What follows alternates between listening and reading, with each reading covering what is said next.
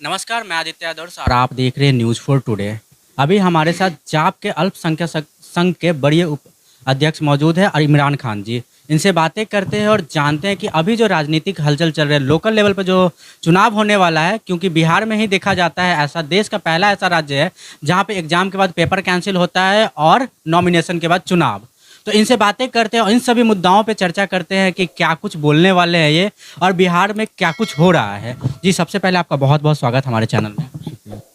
मैं तो पहले सारे देशवासियों बिहार वासियों को 12 रबी अव्वल का हमारे नबी का पैदाइश का माह है, तो उसके लिए मैं सारे लोगों को मुबारकबाद देता हूं और उनको करता हूं। और बात रही लोकल चुनाव की, तो देखिए दरअसल ये तो अब उच्च न्यायालय का मामला है और उसमें लोगों ने जितने भी प्रत्याशी उस पर वो उसमें कोर्ट में दायर भी किया अपना अपना ये।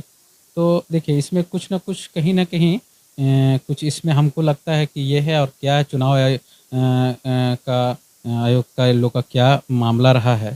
तो आप जितने बहुत सारे लोग ने बहुत सा कुछ अपना पैसा और संपत्ति लगाया हुआ है चुनाव में, एक बार कैंसिल हो जाना तो इस तरह से उन लोग को हानि पहुँचेगी और मैं चाहता हूँ कि इस पर अच्छा से अच्छा फैसला लिया जाए जल्द से जल्द। क्या लगता है कि ये कब तक हल हो पाएगा? क्योंकि बिहार सरकार कह रही थी सुप्रीम कोर्ट तक जाएंगे, लेकिन ये पॉसिबल है कि जल्दी से जल्दी हल कर दिया जाए? और ये देखा जाए तो कोर्ट बीच में मात्र 2 सप्ताह ही खुली है, अभी से छठ के बीच में। देखिए न्यूज़ तो जब मैंने देखा तो उसमें तो ये लगा कि जितना जल्द फैसला, लेकिन इन्होंने तो निश्चित के लिए इसको ये किया है। तो मैं चाहता हूँ कि इस पर भाई सारे जितने प्रत्याशी उन्होंने मेहनत किया है और लास्ट समय में इस तरह से अगर डिसीजन आ जाता है कि वैकेंसी, तो इसमें कुछ ना कुछ सोचना चाहिए, सरकार को भी सोचना है और कोर्ट को भी सोचनी चाहिए। जी। तो अभी जो बिहार में देखा जा रहा है हर जगह डेंगू फैल रहा है, ऐसे में इसके साफ सफाई की ध्यान नहीं रखी जा रही, इसको लेके आप क्या कहना चाह रहे हैं? मैं तो बिहार सरकार से बार-बार और स्वास्थ्य विभाग के जो अभी हमारे डिप्टी सीएम तेजस्वी यादव जी से भी मेरा जो हेल्थ डिपार्टमेंट वो देख रहे हैं, मैं ख़ास रिक्वेस्ट करूँगा कि ये जो डेंगू अभी जिस तरह से बिहार में फैल रहा है और ख़ास के पटना में जिस तरह से गंदगी फैली उसकी वजह से हमारे घर में भी हमारे भाई भी उसके पीड़ित हो चुके हैं और हम लोग परेशान थे 1 हफ्ते से। तो अल्हम्दुलिल्लाह अब तो ठीक हैं वो। लेकिन मैं चाहता हूँ कि कुछ न कुछ इसमें जो लोकल ये होते हैं ना, इसका छिड़काव है डेंगू का ना, जो जबकि सारे नगर निगम को ये किया हुआ है कि उनको छिड़काव हो, बार-बार वो जो उसका दवाई छिड़काया जाता है, वो सब किसी तरह का हमने नहीं देख रहे हैं कि इस तरह का कुछ तैयारी है। तो इसमें कहीं न कहीं कोई प्रॉब्लम है और मैं चाहता हूँ कि इसमें मैं बार-बार मैं चाहूँगा कि स्वास्थ्य विभाग इसको देखे और इसको फाइनल करे। डेंगू का कहीं भी अब किसी हॉस्पिटल में जाइए तो उस तरह से भीड़ बढ़ी हुई है और व्यवस्था उस तरह का है नहीं। तो मैं चाहता हूँ कि इस पर ध्यान दिया जाए। जी। बहुत सारे युवाओं को देख रहे हैं कि एग्ज़ाम होने के बाद रिजल्ट ये पेपर कैंसिल हो जाता है और अभी रोड पे बैठे हुए हैं, कुछ कर नहीं पा रहे हैं।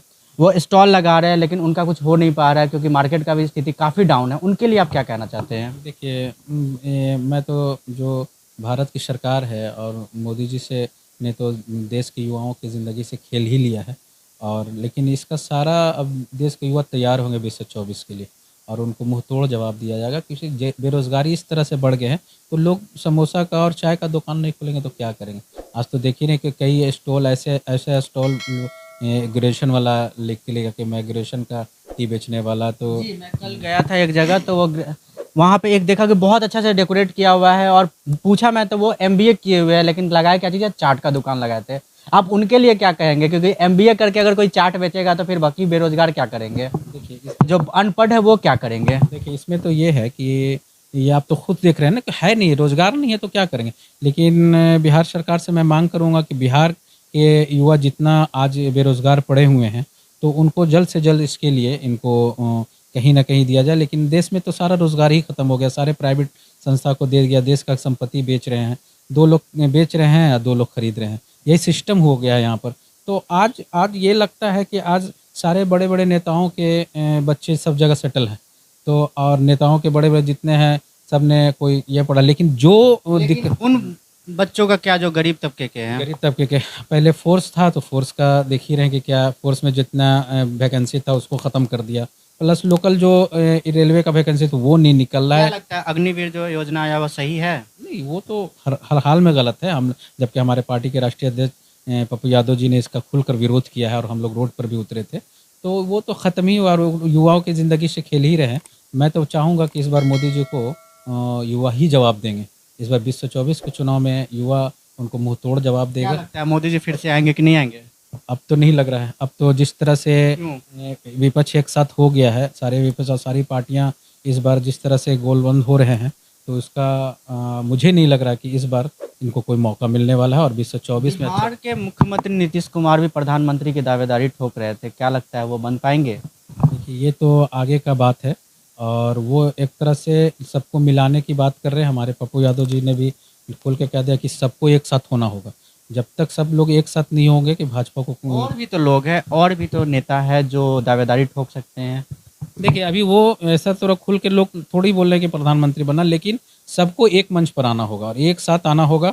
और कांग्रेस एक ऐसी बड़ी पार्टी है, कांग्रेस को लेके चलना होगा, कांग्रेस के साथ होना। और चेहरा की बात है कि कौन चेहरा होगा, तो ये तो आगे की बात है, लेकिन अभी सारे विपक्ष देखिए ना कि और मैं चाहता हूँ कि बिहार, झारखंड और यूपी और बंगाल ये 4 स्टेट अगर एक कुछ दिन साथ पहले देखा था मैंने, बैनर लगा हुआ था चिड़ियाघर के पास कि बिहार तो देख लिया, अब देश देखेगा, और नीतीश कुमार का बड़ा सा फोटो था। तो इससे क्या मतलब है? सही बात है कि बिहार ने जो संदेश दिया है ना देश को, तो ये बहुत बड़ी बात है। बिहार ने एक संदेश दे दिया कि यहाँ बिकने में वाले महाराष्ट्र बनने वाला मामला नहीं है।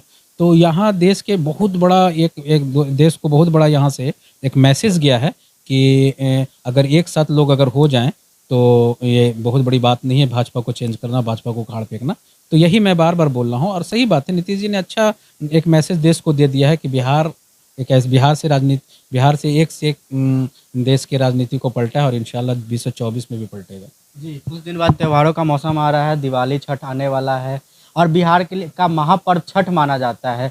उसको लेकर आप क्या बोलना चाह रहे हैं, क्योंकि कैसा रहेगा इस बार का माहौल? देखिए मैं तो सारे बिहार वासियों को और देशवासियों को छठ पूजा और आने वाले दीपावली में के लिए मैं बहुत बहुत बड़ा बधाई दे रहा हूँ और अच्छे से सारे भाईचारा को बना कर रखते हुए और इस पूजा को हम लोग सब मिलकर पूजा में देखा गया है मार्केट की स्थिति वो नहीं रहा जो पिछले बार था, तो अब छठ पूजा और दीपावली पूजा में कैसा रहा? कोरोना के बाद पहला बार ये मुझे लगता है कि मौका मिला था कि लोग छोटे छोटे जैसे स्टॉल वाले, जो फुचका वाले, ये वाले छोटे छोटे जो थे उनको मौका मिला था, लेकिन बारिश भी आ गई बीच में। तो लेकिन पिछले 2 साल के बाद के हिसाब से तो बहुत कुछ हुआ है। और अब देखिए अब दीपावली है तो इसमें बहुत सारे ऑटोमोबाइल सेक्टर है, बहुत सारे दुकानें हैं, तो इस बार होने का ज़्यादा चांस है कि इस बार बिजनेस हो और लोगों को फ़ायदा हो। बहुत बहुत धन्यवाद। तो हमारे साथ इमरान खान जी मौजूद थे और सभी मुद्दाओं पे बात किए, रोजगारी, बेरोजगारी हो या पॉलिटिकल चीज़ हो, सब पे बात किए हैं। और बिहार ही ऐसा राज्य है, बार बार कह रहा हूँ, बिहार ही ऐसा राज्य है जहाँ पे एग्जाम होने के बाद पेपर कैंसिल होता है और चुनाव में नॉमिनेशन होने के बाद चुनाव कैंसिल होता है। अब देखना ये होगा कि बिहार सरकार क्या कुछ करती है, सुप्रीम कोर्ट तक जाती है और क्या कुछ फैसला आता है और चुनाव कब तक होता है, अब ये देखना होगा। बहरहाल ऐसी तमाम खबरों के लिए बने रहे न्यूज़ फॉर टुडे पर। अभी चलते हैं, धन्यवाद।